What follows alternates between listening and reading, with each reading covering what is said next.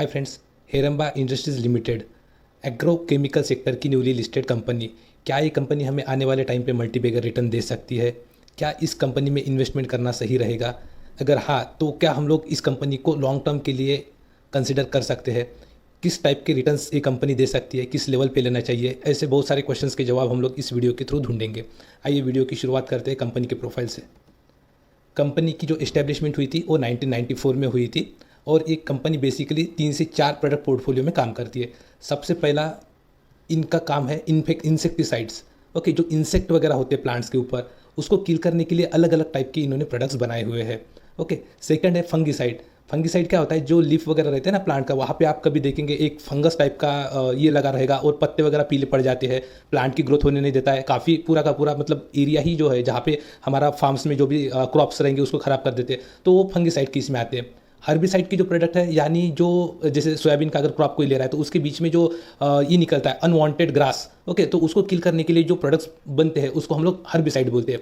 Intermediate products क्या है? ये जो भी ये मतलब इंसेक्टिसाइड्स, फंगिसाइड्स और हर्बिसाइड्स बना रहे हैं ना, तो ये बनाने के लिए जो केमिकल लगते हैं वो इंटरमीडिएट प्रोडक्ट्स के थ्रू ही बनते हैं। ओके, उनका बाद में जो भी फाइनल प्रोसेस वगैरह करके बनते हैं, तो ये इंटरमीडिएट प्रोडक्ट्स जो है ये भी प्रोडक्ट कंपनी दूसरी कंपनीज को एक्सपोर्ट करती है, सो दैट दूसरी कंपनियां इस इंटरमीडिएट प्रोडक्ट को यूज़ करके इंसेक्टिसाइड, फंगिसाइड, हर्बिसाइड बना सकती है। तो ये कहाँ पे प्रोडक्ट्स जनरली सेल होते हैं? ये अब्रॉड में होते हैं, यानी ग्लोबल मार्केट में। और फोर्थ पॉइंट आता है ये पब्लिक हेल्थ। पब्लिक हेल्थ यानी क्या है कि जैसे घर पे रैट हो गए, मॉस्किटोज हो गए, कॉकरोच हो गए, ये काफ़ी परेशान करते हैं, राइट? सो इसके लिए जो पेस्ट कंट्रोल के लिए वेरियस प्रोडक्ट्स रहते हैं तो वो आते हैं पब्लिक हेल्थ के अंडर।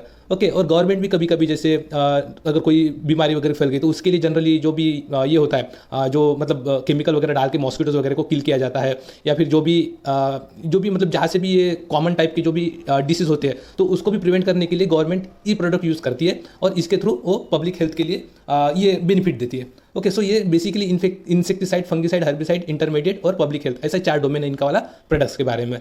कंपनी का जो रीच है वो ग्लोबल मार्केट में भी है, डोमेस्टिक में भी है, और ग्लोबल मार्केट का कंट्रीब्यूशन काफ़ी अच्छा है जो कि हम लोग नेक्स्ट स्लाइड में देखेंगे। और कंपनी के पास बहुत सारे लेबोरेटरी इक्विपमेंट है जहाँ पे वो लोग वेरियस प्रोसेसेस कर सकते हैं। R&D में भी इसका यूसेज वगैरह हो जाता है। और ये कंपनी के पास ऐसे स्पेशलिस्ट है जो कि ये नीचे में जो भी लिस्टेड है केमिकल रिएक्शंस उसमें एक्सपर्ट है, और इनके पास ये सब केमिकल रिएक्शंस के लिए जो नेसेसरी इक्विपमेंट्स होते हैं, ओके, प्रोसेस इक्विपमेंट्स, वो भी अवेलेबल है। तो ये तो अगर प्रोसेस के बारे में बताएंगे तो भी समझ में नहीं आएगा, बट जब प्रोडक्ट पोर्टफोलियो में आपको एक्सप्लेन करूंगा उस टाइम पे थोड़ा बहुत आपको आइडिया आ जाएगा। तो ये जनरल इस कंपनी का ओवरव्यू है कि कंपनी का ज़्यादातर जो भी रीच है वो एग्रो केमिकल्स में है। ओके, और ये इन एग्रो केमिकल्स को मैन्युफैक्चर भी करती है, एक्सपोर्ट भी करती है और सप्लाई भी चेन है इनके पास।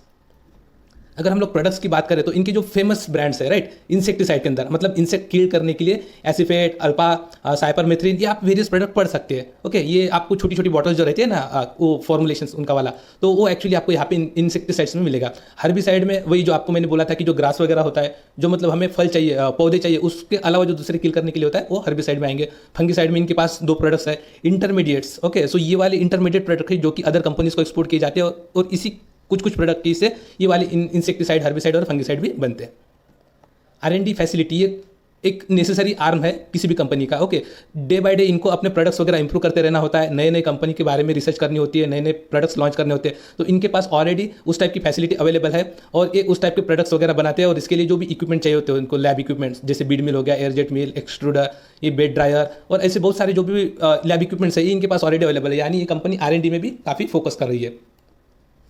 ओके, अभी मैन्युफैक्चरिंग फैसिलिटी की अगर बात करें तो इनके पास 3 यूनिट है और 4th यूनिट अंडरगोइंग है। सो यूनिट 1 जो है उसका बेसिकली काम क्या है? जो इंसेक्टिसाइड है, पेस्टिसाइड है और हर्बिसाइड्स है, इनके अंडर में जो भी केमिकल्स यूज होते हैं, जो भी इनको बनाना है, वो जनरली ये प्लांट 1 में यूज़ किया जाता है। प्लांट 2 जो बनाया जाता है, प्लांट 2 जो है इसके अंडर में जो इंटरमीडिएट बोला था मैंने, जो अदर कंपनीज वगैरह में यूज होते हैं ना, तो जनरली उसको यहाँ पे मैन्युफैक्चर किया जाता है और उसी केमिकल्स के रिलेटेड ये साइपरमेथ्रिन और अल्फा साइपरमेथ्रिन, ये टेक्निकल्स यानी इंसेक्टिसाइड, और ये वाला यहाँ पे देख सकते हैं साइपरमेथ्रिन और अल्फा साइपरमेथ्रिन, यानी इंसेक्टिसाइड के ही 2 जनरली प्रोडक्ट्स है। ओके, सो ये भी उस पर्टिकुलर प्लांट में मैन्युफैक्चर होते हैं। अभी ये तो हो गया मैन्युफैक्चरिंग साइड में, राइट? सो ये लिक्विड या फिर जो भी पाउडर फॉर्म में बनाया जाता है। यूनिट 3 जो है इसका काम क्या है? जो भी प्रोडक्ट्स है यूनिट 1, यूनिट 2 में बनते हैं तो उसका वो फॉर्मुलेशंस करते हैं। फॉर्मुलेशन यानी क्या है? जैसे आप देखते होंगे कि ग्रैन्यूल्स के फॉर्म में, छोटे छोटे दाने के फॉर्म में आपको कुछ प्रोडक्ट्स मिलेंगे, कुछ प्रोडक्ट्स लिक्विड के फॉर्म में मिलेंगे, कुछ प्रोडक्ट्स आपको लिक्विड कॉन्सेंट्रेट के फॉर्म में मिलेंगे, कुछ आपको पाउडर के फॉर्म में मिलेंगे। तो ये अलग अलग इसको, ये इंडस्ट्री के टर्मिनोलॉजी में इसको फॉर्मुलेशंस बोला जाता है। ओके, और इसके अलग अलग टाइप देखेंगे तो आप WP यानी वो वेट पाउडर हो जाता है, WGB भी उसी का पार्ट है, ये ग्रैन्यूल्स यानी दाने, ECSC ये जो है ये लिक्विड रिलेटेड है। तो ये अलग अलग फॉर्मुलेशंस को बनाने का प्लस अगर पैकेजिंग करनी है, राइट, अगर फाइनल एंड यूजर को देना है तो पैकेजिंग तो करनी पड़ेगी ना। तो ये दोनों भी जो फैसिलिटी अवेलेबल है इनके यूनिट 3 में, और यूनिट 4 जो है अभी ये अंडर मतलब इसमें चल रहा है कंस्ट्रक्शन बोलिए या फिर जो है वो थोड़े मतलब 1 या 2 सालों के बाद हमें डेफिनेटली इसका भी इंपैक्ट हमें सेल्स में देखने के लिए मिलेगा, जो कि 4th प्लांट इसका रहेगा। कंपनी ने एक्सपेंशन के लिए नया प्लॉट ऑलरेडी ले लिया है जो कि वापी में है। ये तीनों जो यूनिट्स है ना ये वापी में है, और 4th भी एक्सपेंशन के रिलेटेड इन्होंने ऑलरेडी लिया हुआ है। ओके, अभी अगर एक्सपोर्ट की बात करें, राइट, सो कंपनी न सिर्फ कंपनी के जो प्रोडक्ट्स इंडिया में यूज होते हैं बल्कि अब्रॉड में भी जाते हैं, राइट। सो इनका ग्लोबल में भी नेटवर्क है, ग्लोबल मार्केट में, और उनके तरफ से 52% जो भी है मतलब प्रोडक्शन उनको एक्सपोर्ट किया जाता है, और काफ़ी अच्छा खासा रिवेन्यू ये ग्लोबल मार्केट से भी कमा लेते हैं। ओके, और कंपनी जो है ना टाइम टू टाइम ये जो भी मतलब एग्रोकेमिकल एग्जीबिशन होते हैं जहाँ पे ये लोग अपने प्रोडक्ट्स जो है शोकेस करते हैं, राइट। सो वहाँ पे किस तरीके से प्रोडक्ट्स उनके कस्टमर को बेनिफिट कर सकता है वो एक्सप्लेन करते हैं, और कुछ रिक्वायरमेंट कस्टमर भी देते हैं इनको, तो उस रिक्वायरमेंट को समझ के नए नए अपने प्रोडक्ट्स लॉन्च करती है, उसके ऊपर काम करती है। तो ऐसा कुछ उनका वाला प्रोसेस चलता है जो कि एक्सपोर्ट और एग्जीबिशन में काम में आता है। और यहाँ पे आप देख सकते हैं वेरियस कंट्रीज है जहाँ पे इनके प्रोडक्ट्स एक्सपोर्ट होते हैं। लिस्ट काफी लंबी है इसलिए मैं नाम रीड नहीं करूंगा, आप एक एक करके इस कंट्रीज के थ्रू जा सकते हैं। ओके, सो अभी कंपनी का तो हम लोगों ने प्रोफाइल देख लिया। प्रोफाइल में हमें थोड़ा बहुत इंफॉर्मेशन मिला है कंपनी के मैन्युफैक्चरिंग के बारे में, प्रोडक्ट्स के बारे में।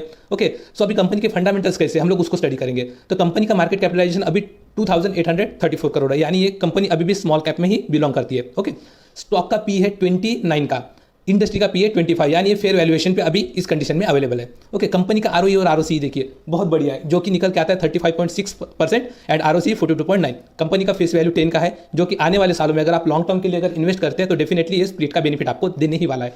डिविडेंड रेट, क्योंकि कंपनी अभी लिस्ट हुई है 6-8 महीना ही हो रहा होगा आई बिलीव, सो ये 6-8 भी नहीं उससे कम। सो एक कंपनी ने अभी तक डिविडेंड वगैरह कुछ दिया नहीं, अभी फर्स्ट क्वार्टर के रिजल्ट्स पेश करेंगे इस क्वार्टर में। ओके, कंपनी का डेट टू इक्विटी रेशियो है 0.13। ओके, अभी कुछ दिनों पहले न्यूज़ आई थी जो कि मैंने आपको इसी चैनल के थ्रू अपडेट करके बताया था कि कंपनी ने ऑलरेडी 35 करोड़ का जो लोन था, किसका, AB कैपिटल फाइनेंस लिमिटेड का, तो वो उन्होंने जो लोन अमाउंट है वो रीपे कर दिया। यानी अभी कंपनी का डेट टू इक्विटी आपको इस क्वार्टर में जब रिजल्ट आ जाएंगे ना तो ये आपको रिड्यूस हुआ दिखेगा, यानी कंपनी का जो भी है मतलब डेट टू इक्विटी वो 0.1 के नीचे जाता हुआ आपको डेफिनेटली दिखेगा। मुझे लग रहा है 0.05 के नीचे ही रहेगा। ओके, बट ये जब हमारे पास फाइनेंशियल और पैरामीटर्स आ जाएंगे तब ये चीज़ क्लियर हो जाएगा। तो कंपनी हम बोल सकते हैं कि डेट फ्री है ऑलमोस्ट अभी। ओके, और कंपनी का करंट प्राइस 710 है 10th मई का, आज का लाइव प्राइस इसका वाला कुछ 725 वगैरह चल रहा था। ओके, और कंपनी ने अभी तक स्प्लिट या बोनस नहीं दिया है, और डिविडेंड भी इस कंपनी ने अभी तक पे नहीं किया है। अगर हम लोग फाइनेंशियल पैरामीटर में अगर रिजल्ट देखें कंपनी के, तो कंपनी ने पास्ट फ्यू ईयर्स में कैसे परफॉर्म किया है, तो सेल्स अगर देखेंगे इनके वाले 514 करोड़ से बढ़ के ये हुए 951 करोड़ के। लास्ट ईयर के कंपैरिजन में थोड़े से कम है क्योंकि ये कोविड ने ऑलमोस्ट मेजॉरिटी ऑफ जो भी कंपनीज है उसको इंपैक्ट किया हुआ है। सो ये लास्ट ईयर की जितना मेंटेन कर रही है, यानी इसका मतलब ये है कि कंपनी काफ़ी अच्छा खासा मेंटेन करने की कोशिश कर रही है सेल्स वगैरह, और आने वाली ईयर में हमें डेफिनेटली अगर कोविड का इंपैक्ट कम रहेगा तो ये सेल्स हमें काफ़ी अच्छे बढ़ते हुए दिखनी चाहिए। एक्सपेंसेस सेल्स के साथ साथ बढ़नी है, जो कि बढ़ के 470 से 822 करोड़ हुए। सेल्स का अगर हम लोग एवरेज जो ये होता है CAGR percentage, okay, sales growth, तो 3 ईयर का 18% है, यानी ये अबो 10 अबो 15 रहता तो बहुत ही बढ़िया है। सो कंपनी ने 18% का मेंटेन किया। ऑपरेटिंग प्रॉफिट देखिए 44 करोड़ से बढ़ के हुआ है 129 करोड़, यानी जो भी रेवेन्यू फ्रॉम ऑपरेशन और सेल्स ये एक्सपेंसेस जो इसको माइनस करके जो प्रॉफिट निकल रहा है, ओके, उसमें हमें ऑलमोस्ट 3 टाइम्स की जंप तो हमें मिल रही है, ओके, 5 ईयर में।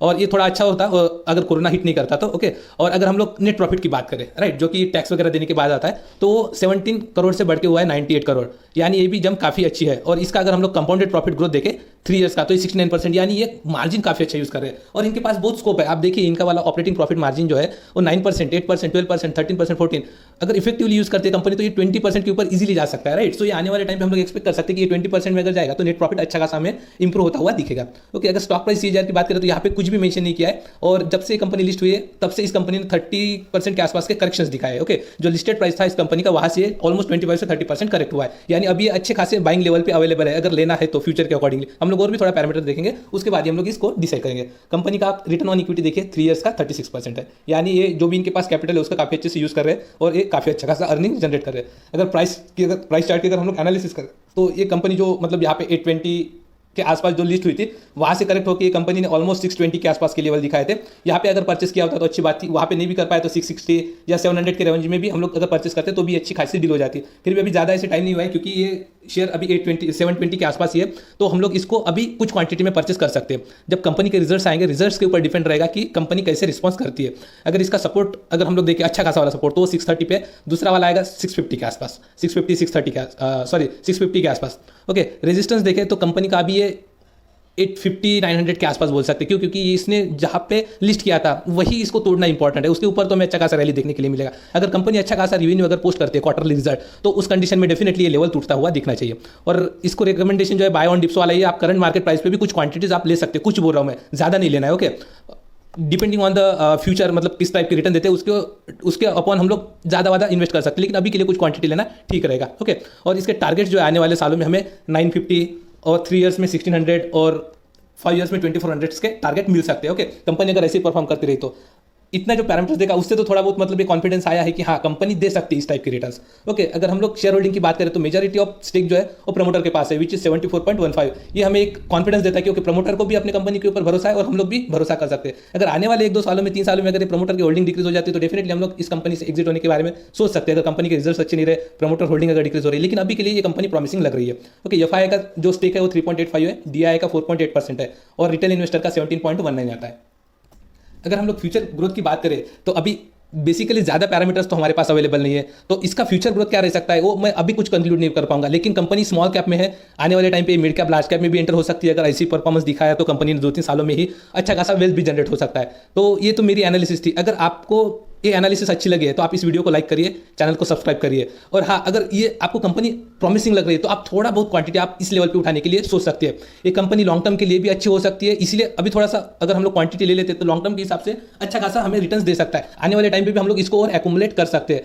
तो ये मल्टीबैगर रिटर्न्स देगा कि नहीं, ये तो हमें आने वाला टाइम बताएगा। 1-2 साल जाने के बाद हमें अच्छा खासा कॉन्फिडेंस बिल्ड होगा। हाँ, हम लोग इस स्टॉक को अपने पोर्टफोलियो में जगह दे सकते हैं, कुछ क्वांटिटीज हम लोग अभी के प्राइस पे ले सकते हैं और ये स्टॉक ये कंपनी प्रॉमिसिंग लगती है।